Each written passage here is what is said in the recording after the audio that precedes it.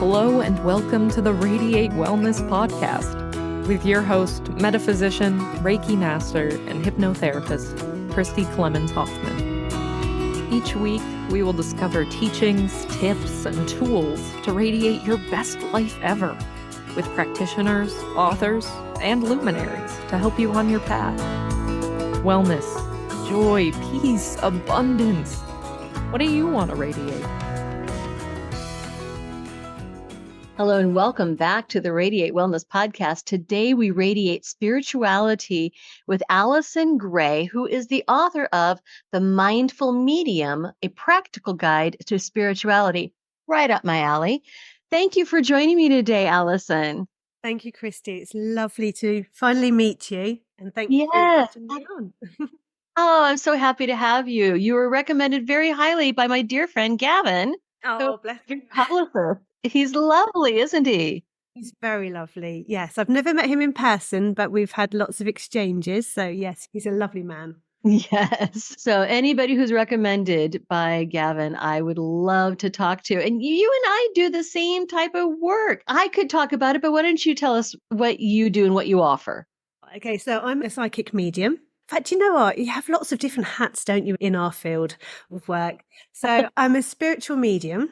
And love that aspect. But I also do healing work as well. So energy healer. So I'm a Reiki master. I do Rahani and I work with crystals, do past life regression and meditation teacher and a spiritual teacher. So yeah, that's all the me. same things. Oh my gosh. I call it having a lot of slashes. Yeah. Medium slash, Reiki master slash, hypnotherapist slash. Yes. And therefore, it never gets boring, does it? Because we're always doing something different. Absolutely. And it all goes together, doesn't it? It's amazing. All of it. Now, you wrote The Mindful Medium, a practical guide to spirituality. So my alley. Wow. Why did you feel like it was time to write a book? Well, I've been working as a professional medium for over 10 years now, probably about 12 years. And I do a lot of spiritual teaching now. And a lot of the teaching that I do is about this. The big question is, what do I do? I'm having all these experiences. Are they normal? Is it real? How do I know? How do I develop? What do I need to do? How do I raise my vibration? How do I protect my energy? All those questions come all the time for me. And I thought, actually, now's the time for me to put it all together in a book. And also, as you know, as a medium, you have this, as you're developing, mine came from childhood as well. I didn't really have the answers. I had to go out and search for all of these understandings and what was going on with me and why was I doing this and what was I feeling that and what does this mean? And I know that there's lots of people on the same journey or have had the same experiences. So for me, it was kind of, I wanted to put it all together in a book so that people can come there and dip in and dip out. And I love myself loving reading about different mediums and their stories and what it was like for them. So I thought I'd share my little side of that as well. When did you realize that you were a medium? So the realization of a medium probably came a lot later in maybe my 20s. But as a child, I was an empath. I was a creative as well. I was always into fantasies, always reading about angels and spirits and pixies and elves and all things like that. I was really drawn to all of that kind of magical things. I collected crystals, didn't know what to do with them, but I had them. I knew I needed them. And I had lots of experiences. So I used to get imprints on my bed. So I knew somebody was sitting on my bed. I felt somebody in the room with me that scared me, really scared me as a young girl. And my family weren't necessarily, it's not that they weren't interested, but they were like, go back to, thought it was my imagination because I was creative, go back to sleep. So yeah, I had lots of things like that when I was younger, but it wasn't until my grandfather died and he visited me in my dream that I really began to think there's something more than just what we're doing here. There's got to be something more than just an earth life and that there has to be something bigger because what was the point? So yeah, so I had all those questions. I always had loads of questions as a child. I still have loads of questions. But I always had those questions and I didn't know where to go to get the answers from until I was a little bit later and found some books and then found a spiritual mentor as myself. And then I tried to draw all the dots together.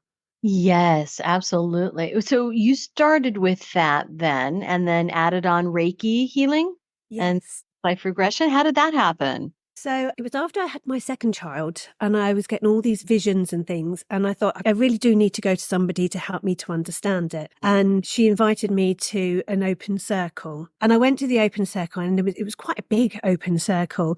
And I was like, not really sure about all of this, you know. And then somebody talked to me about, why don't you go to a healing circle? And that felt for me much better, much softer initially. So I joined the healing circle, which was just beautiful. It was so lovely. And every week we looked at a different type of healing. And I was just learning about energy. I realized that, you know, I always knew that my hands used to tingle. I always knew that my hands were different. And I was always a hugger as well. You know, I'm a very tactile person. So I knew that things like hugging and stroking were all very healing in a way. And I just learned how to do all of these things like opening up, grounding. And then I thought somebody mentioned Reiki and it was a very grounding energy. And we trialed all of these different ones. And I thought I need to learn a little bit more about Reiki. So I then found a Reiki master and I just got on really well with him. And we just explored the energy and then I got my attunements and then I kept going. So I did my Reiki 1, loved it, did my Reiki 2, loved it, thought, well, I need to know about Reiki 3. So it wasn't necessarily about being the master. It was that I couldn't get enough of the energy. The energy is just so beautiful. And I wanted to help other people and I wanted to introduce them to that healing as well. Right. Once you learn this stuff, you immediately want to share it. You do. The mediumship stuff. It's like, I want to share it because I feel this need personally to get everybody up to speed. Yeah, I know that. Yes. All right. I've learned this stuff. I've developed this gift and this talent. Now everybody's got to get up to speed. Okay, let's go. I don't know. Do you feel that kind of urgency? Yes, absolutely. I did. And it's really interesting because I was a teacher and a special needs teacher at the time. And it's trying to balance the two, kind of like that was my profession. And I was regarded as that professional person. But then I'm dabbling, as lots of people would say, in this other field. And they may not take me as seriously if they knew. So I had a whole load of that going on. But it just overtook me. And it became to the point where this is my life. This is who I am. I'm still helping people just in a different way. And that was the beauty. And then what you realize is that as you're talking to people, they're also involved or understanding or open to it more than you think. So it's like, let's open all these doors and let's just talk about it and bring it outside so that it's in the open, because it's just so beneficial for everybody. You know, all the mindfulness, all the healing, connecting to our loved ones. For me, it just feels so natural. We don't want to hide it. I remember after I got laid off from Hallmark Corporation, took entrepreneurship classes, and the instructor in this class, I asked her how to do 2 separate LinkedIn profiles because I was finding the same thing. There's professional Christy, and then there's the woo-woo Christy. It's like how to create 2 different LinkedIn profiles because these 2 worlds are not going to understand each other. And the best advice that she ever gave me was put it all out there. You never know who's going to resonate with it. You edit words and you find words from the other side.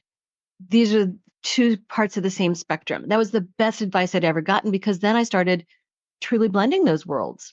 And like you said, it's amazing how many people really are on board with this that you never would have thought of. It really is interesting. And I sort of like telltale signs. So I remember once my eldest first started school and I met one of the mums and she came round because the boys were playing and I had all my DVDs all on display and all my books on display. And this lovely lady who I'm still really good friends with, and she was Muslim. And I thought, I'm not going to say anything, because she has her own religion and I have my own religion. And then she just said, Alison, got a lot of similar kind of movies. You've got a lot of similar kind of books. Are you open to the spirit world? And I was like, yes, are you? She went, yeah, I love it. I was like, brilliant. I knew we were going to be friends. But you tentatively think, oh, should I or shouldn't I? But now this is me. And I love that. Because for me, as you say, it entwines with lots of different things. So I felt that I was already bringing it into the classroom. I was bringing the meditation into the classroom. I was tapping into those children because I work with children with speech and language disorders. And some children had autism or all different types of special needs. And it's my way of tuning into them. So if they couldn't express to me how they were feeling, I was tapping into their energy and I knew what they needed or what they want or what they were trying to convey to me. So it was all working and tying together and weaving together long before I realised, I think. That is amazing. I think that's the whole point behind the practical spirituality, right? It's like one thing to live in this woo-woo metaphysical world, but when we use it in a practical way for our lives, that's really the point of it. It's not to be like this airy fairy. I mean, airy fairy is great. It's fine. I love the fairies, right? I love the fairy realm. But like to be airy fairy and like woo woo and mystical and everything, that's wonderful. But how does it serve our lives? Mm. So I think when we can bring that practicality into it, that's where the magic happens. I think so, because it's not, yes, okay, it is woo-woo, spiritual, weird. My son, even today, said, oh, my friend's mum's weird like you. And I just laughed that off. I just laughed that now. I just find that quite funny. I'm proud of that. But if I can go and help somebody, and I never use my mediumship or my psychic ability to tap into people. If people come to me, I always say I have to have their permission in order to do anything. I won't just put my hands on somebody and say, oh, you need healing. I don't force myself on to other people, but by letting them know that I can do that kind of thing. And you find that people gravitate to you anyway. The right people come to you. And then you can offer your support. So it's not about what I know about people. It's how can I help? And that's how I feel with the spirit world when I'm working with the spirit world. It's not like, oh, I can tell you what your job is and I can tell you what your favorite color is. It's not like a game to me. This is like, I've got your loved one here. They want to be connecting with you and they're bringing you messages, reassurance. They want to pass on their love. For me, that's what it's all about, rather than just the games of this is what I know about you. Right. Yes. We want to take it out of being a carnival show and Yeah. And get the healing. Everything's to do, for me, the bottom line of everything I do, even the past life regression, everything is all to do with healing and helping people to connect with who they are and to understand who they are and be okay with that. absolutely to know how vast we are. Your philosophy is just aligned with mine so directly. I talk about I don't go around and look in people's stuff without their permission. Just because I have a key to your house, I'm not going to go in your house without you No. knowing about it, without being invited. Right? Yes. You have to be. People often say to me, well, what happens when you go to the supermarket? Do you get people coming up? And I'm like, I'm so disciplined that I'm like, when I'm in the supermarket, I'm mum or I'm just Alison. I give my signs to the spirit world that I'm about to work. I do my grounding, I do my opening up. And that for me is like, I've put my light on now and now I'm ready to work. I light my candles, I put my incense on. This is my little routine and that's when I'm ready to work. And if I haven't done that, I'm like, you have to come back later or when I'm working.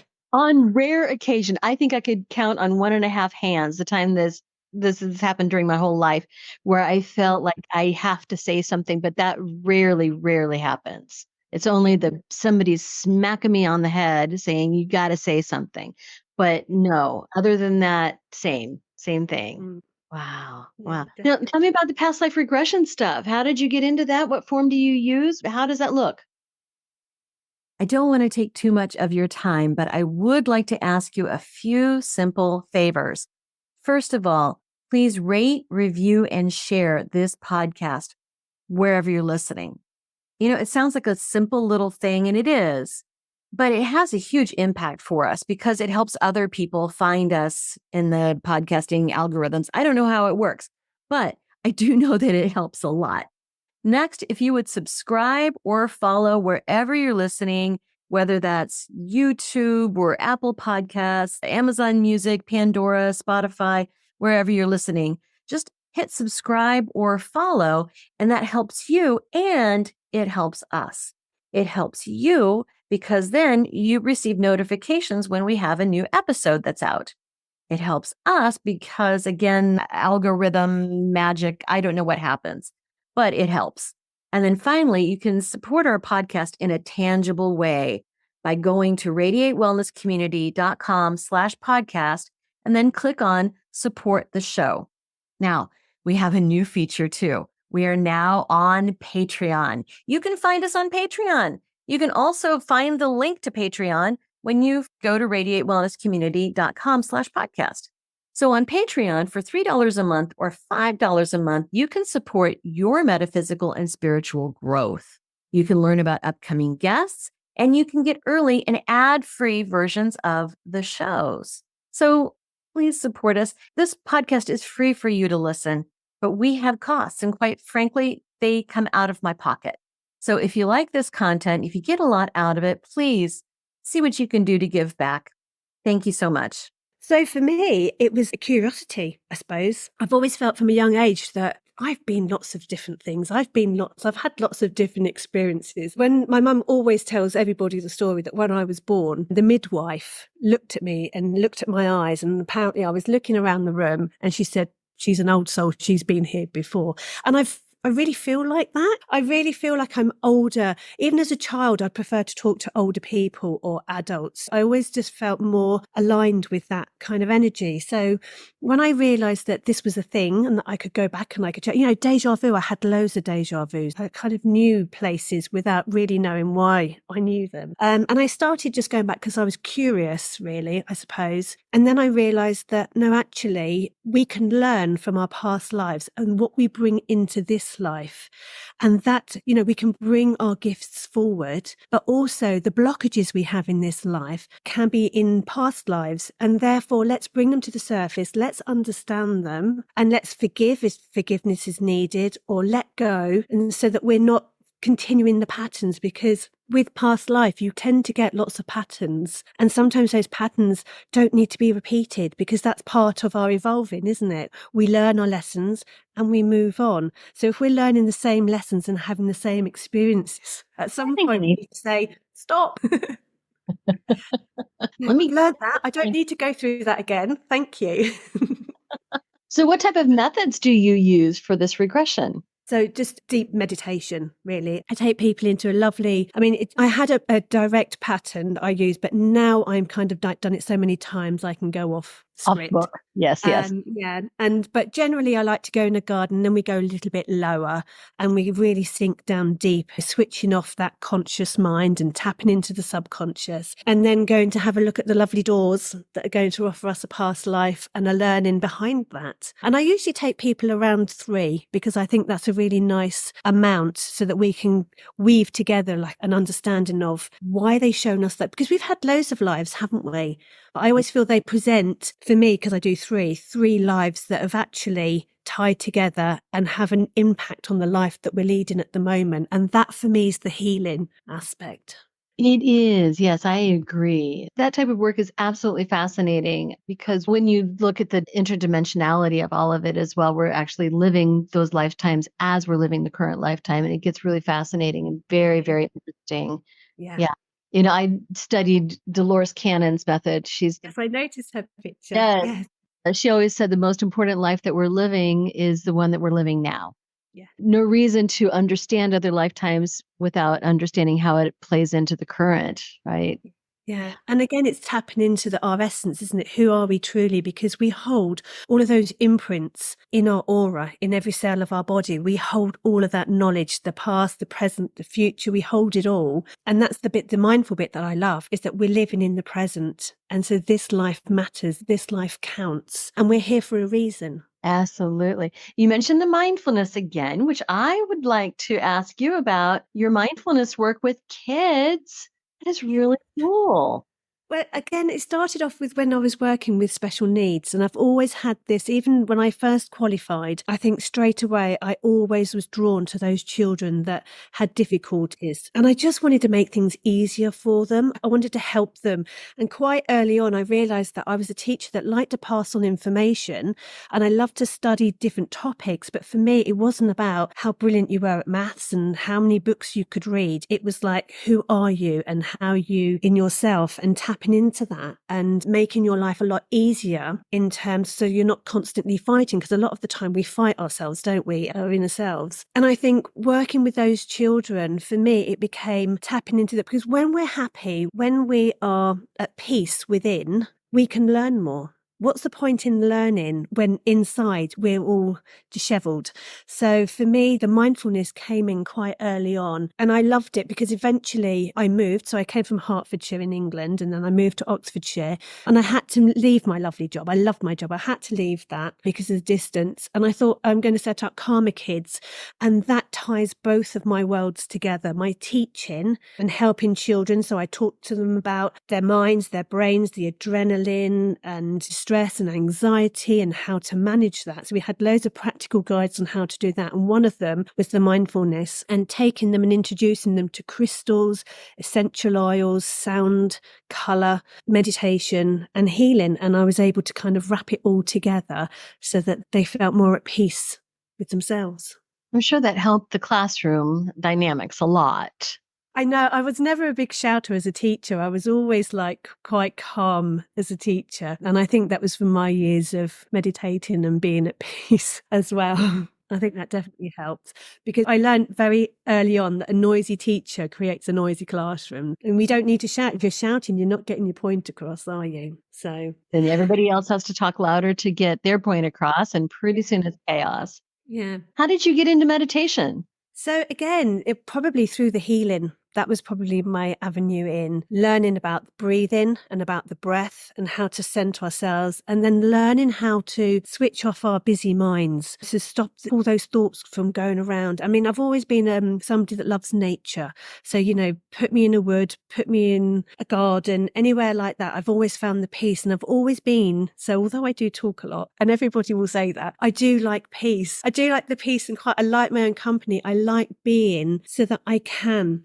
connect to myself, and being out in nature for me is brilliant. So when I found mindfulness, it was like an extension of that, just doing that. And then I realized that when we meditate, and we can do it in different ways. So we can meditate for inner stillness and peace, or we can meditate and talk to our guides, and we can learn and we can develop. And then if we have all these questions, we can go and search for those answers as well. So I learned that, there's different forms of meditation as well. It is so funny. It's like I'm talking in the mirror, Alison. I feel like I am the American Alison. Yeah, you just got better lipstick on than I have. Quite jealous of the lipstick. What can I say? It's my signature red. So Lovely. it's like everything you're saying, I could say as well. This is so cool. I love this. Now, let me ask you this. How did your family react to you stepping out of the classroom and stepping into the woo-woo? Did they think you were nuts and lost your mind? No, I think they already knew that. I think from early on, they knew that I was different. I was going to go in a different direction. And actually, I think it happened over a period of time. So as I said, when I was a child and then a teenager, and then in my 20s when I found the tarot cards and all the astrology, I've always been open with my family. My family have always known who I am. So for me, it's just an extension of myself, really. And I think they would probably say, yeah, it took you a long time to get there, as in professionally. But I think every stage that I've done has been worthwhile. I mean, I couldn't have been a psychic medium or a healer before I was a teacher. I think because my teaching provided so much experience for me and gave me the grounding, and I had so much understanding of children and how they work and how people work. And then I became a mother. And of course, you have then that different aspect, that different look on life. And I think without all of those, I wouldn't be the medium or the healer that I am today. So I feel like everything had to go in a certain order. Yeah, I agree. Isn't it interesting how life kind of plays out like that? Yeah. Yeah, I mean, I know that there are some mediums that develop from like 18, 19, and I know everyone has a different journey and a different path, but I think my path, I needed to have that. And I came from a really beautiful family. I was so lucky. We're a close family, we're a supportive family. And I think for that reason, I'm quite grounded as well. And I think that's important for my work also.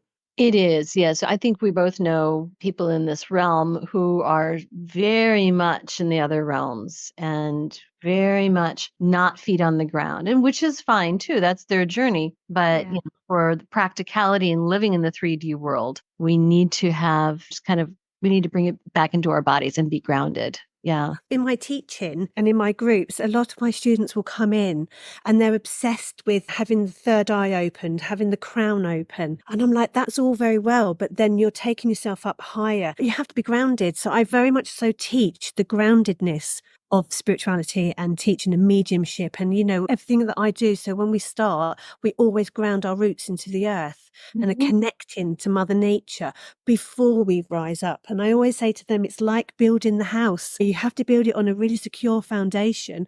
Otherwise, the wind's going to come, blow it away, So for me, we have to have our feet firmly on the earth, I think. And then we're able to open up.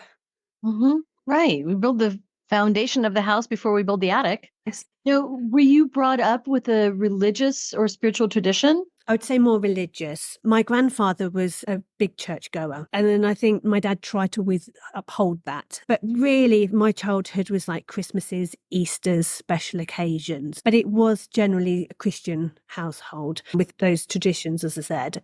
Which is why I think it took me a while to figure out where I was going and what was going on. Because I think once I started to open up, as I said, you asked me that question, I kind of brought in everybody else as well, because I'd asked them the questions. And then we found, or my mum, I had a relationship that ended when I was 20. And my mum went, do you want to go to a clairvoyant? I was like, well, what's one of those? She said, oh, she can tell you something that might come up in the future or something like that. And I didn't know any of that. So she must have known a lot of it without me knowing what she knew. Does that make sense? Oh, So it's yeah. kind of in the background. But yeah, so I was I think I was gradually introduced to it. And I still have a lot of my beliefs in Christian religion, but I like to listen to all religions. And I think there's, you resonate with different bits and different religions, don't you? Yeah. Same. Same. When I was about 12 or 13, my mother took me to the Unitarian. Well, we were going to the Unitarian church anyway, but there was a series that the minister was doing on world religions. And that day it happened to be Zen Buddhism, karma, reincarnation, the wheel of life. And I just thought, where has this been all my life? Because this makes sense where the rest of everything else doesn't make sense. But since then, just pulling bits and pieces from all the different religions that make the most sense. Yeah. And I think for me, my journey is my own journey. And I would never ask anybody to change or to think of the way that I think. It has to resonate with everybody. And so for me, I always say to people, look, this is what I believe. These are my opinions. These are my experiences, which I have learned from my guides, my many readings that I've done. If it resonates with you, brilliant. So for me, it's about, finding out what you believe and having that faith yourself rather than hitchhiking somebody else's, because I'll often read books or listen to people and I think, yeah, I can understand that, but not that. And I want to teach that way. I want people to ask questions and figure things out for themselves rather than just believe everything I'm saying. So, right. Which is all in your book about practical spirituality, the mindful medium, like all of your philosophy and everything. I love this book because how it's organized, basically all of the things that you do are in it and your story as well. So chakras, crystals, tarot, astrology, angel numbers, like all the things are in there. I don't know how you crammed all of these wonderful things into one book. I couldn't leave them out. I was trying to choose which ones to put in and which ones. And I was like, no, that's important. No, that's important. That's important. Did you get any pushback from your publishers as to, Alison, do we have to have everything in here? I had a friend of mine that read it and he said, Alison, this is like 3 books in one. I was like, Yeah. But I think it's important that they're all in one. So I ignored that and carried on. Good for you. I'm so proud of you. No, this is amazing. And then your website, if I can just point out your website, this is AlisonGrayMedium.com, and everything is in here as well. And your calm kids, I think this is so important, or calmer kids. Karma Kids, yeah. This is wonderful. All about sensitive children. This is something I teach about as well, is the sensitive kids. Yeah. I think being a sensitive kid, you understand where they're coming from. Yeah. Now, I was born in 1964. I think you were born after me, but especially being born in 1964 and growing up in the early 70s, nobody knew anything about who I was or other kids like me. And there were other kids like me. But, hopefully by the time that you came around and were growing up, people were starting to understand. They're beginning to awaken, I think. Yes. Yeah. Beginning to awaken. And I think that's important because I think there's a lot of children now, the new generation, and we're not just even children. I think there's a lot of people around us that are all beginning to awaken.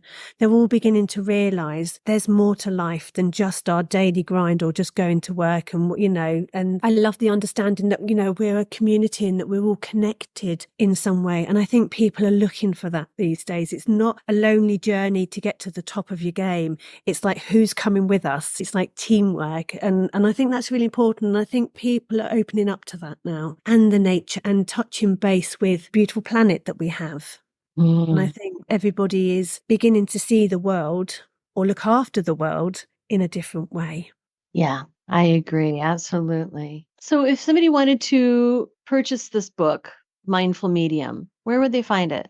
So Amazon, I believe. The book's published by Sixth Books, which is collective books. So you can get them on, I think, in lots of different places, but I think generally Amazon. And I believe also your website, if I'm not mistaken. You can buy there right from your website. And it's, of course, on Amazon. I'm sure Barnes and Nobles, Books a Million, all the places where books are sold. Yeah. Yeah, all the things, all the things. Is there anything that we haven't talked about that you think is important? Anything we've not mentioned or gone over? Do you know one thing that I would like just to talk about, and we have kind of talked about it, and that is about our energy and about how we look after our energy. So we talked a little bit about grounding, but I think I get this question quite a lot. And in fact, I had a lady today and said, I just feel drained all the time. I feel like people are at me all the time. And I was trying to explain to her about how we protect our energy and how much energy we give out to other people. And particularly as empaths,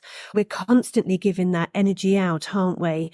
And so how important it is actually to protect that energy and to make sure that we replenish it. And we can replenish that in nature. We can replenish that by meditation. But just looking at our chakras and aligning our chakras and doing that clearing, whether it's white light that we use or whether it's crystals that we use, but just empaths can get quite tired and quite worn out sometimes. So I think looking after our own energy, where we can be there to help other people, but actually not giving away too much of ourselves so that there's always something else that we can give. Because when you're in like busy places or you're in a negative environment, that energy can seep out and it doesn't need to. If we protect ourselves and we constantly, it's a little bit like we clean our teeth every day, we have a shower every day. It's the same thing with our energy. And then we can be more buoyant and our energy and our vibration is higher. And then we can, like your site, we can radiate that out. We can radiate that out for other people. Yeah, I've always thought that the best defense or is a good offense or something. The best defense against leaking or taking on energy is building up your own, is probably the better way to say it, right? The best remedy is to have a very strong energy field that is. And when you're connected in that way, you're true to yourself. And then that's when your light can shine out to other people. And I believe that our energy in us is the part of us that is God. Yeah. Part of spirit or universe or whatever you want to call it. We are definitely, that spark of that being of that connected to that oneness. Yeah, amazing. So we could talk about this literally all day. Literally all day. I know. I really do feel like I've met myself here. This has been so fun. Oh, it's been amazing. Thank you. I've loved it. You've made me feel really at ease as well. So thank you. Well, it's just talking about stuff we both love. You know what I mean? So that's wonderful. I appreciate your time. Thank you so much for joining me today. Oh, thank you very much for having me on your show. Thank you. Don't know what to watch next? Decisions. Well, we've got some suggestions. You can click this little video here and watch that. It's something that we think you're going to like. If you like the last one, you're going to like that one too. You can also click on the subscribe button. And if you do that, then you'll get notifications whenever we have a new video up. Win-win, right?